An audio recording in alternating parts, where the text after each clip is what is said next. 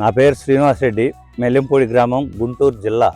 మాకు సాగులో కొద్దిగా మెలకువలు నేర్చుకుంటూ ఈరోజు సింజంటా వారి వినాయక విత్తనం ఒక 18 ఎకరాలు విడతలుగా ఒక 8 ఎకరాలు ఒకసారి, 3 ఎకరాలు ఒకసారి, 6 ఎకరాలు ఒకసారి, 1 ఎకరం ఒకసారి, మొత్తం 18 ఎకరాలు పెడతామైంది.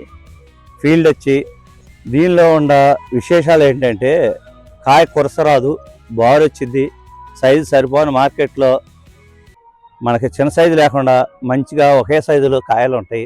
చక్కగా టయానికి కోసుకుంటే ఫీల్డ్ బాగుంటుంది, బాగా వచ్చింది అనే ఉద్దేశంతోనే పెట్టాం.